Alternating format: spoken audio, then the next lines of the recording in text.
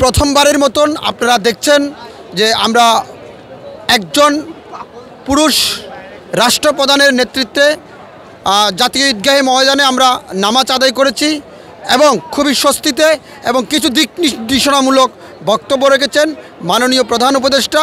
আমরা আশা করব সামনের দিনগুলো যাতে করে আমরা এমন একটা রাষ্ট্রপ্রধান পাই যে রাষ্ট্রপ্রধানের মাধ্যমে দেশ এবং জাতির কল্যাণে সবসময় সবাই কাজ করে যাবে, সকল প্রতিহিংসা বলে। গতবারের তুলনায় না, গত 15 বছরের তুলনায় 2025 সালের ঈদ আনন্দ, বিনোদন এবং সংস্কৃতি এবং সকল ধরনের কার্যক্রম আমরা অনেক আনন্দ সহিত উদযাপন করতেছি।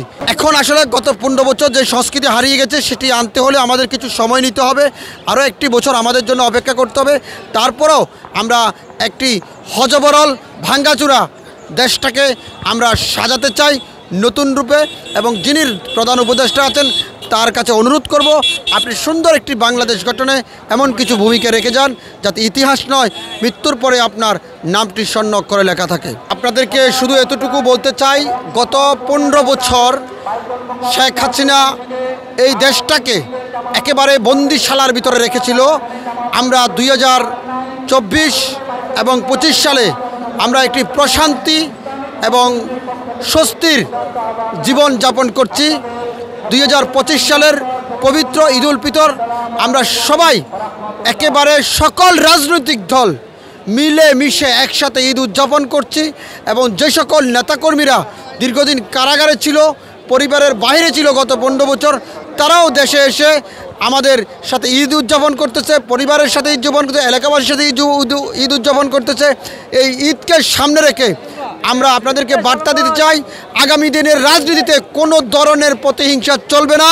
যারা প্রতিহিংসা করবেন এবং তাদেরকে ছাত্র জনতা এবং আমাদের সমাজের মানুষগুলো প্রতিহত করবে। আমরা সুন্দর একটি বাংলাদেশ এবং আগামী রাষ্ট্র গঠনে একটা কল্যাণ রাষ্ট্র হিসাবে আমরা দেশটাকে পরিণত করতে চাই। গত রমজান আর আজকের এই বছরের রমজান খুবই স্বস্তিতে মানুষ জীবনযাপন করেছে, কোনো আওয়াজ ছাড়া, এবং যান চলাচলের ক্ষেত্রে এবং ঈদে মানুষ বাড়ি যেতে কোনো প্রকার সমস্যা হয়নি।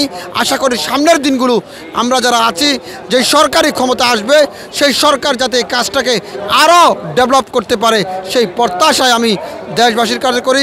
ঈদ মোবারক।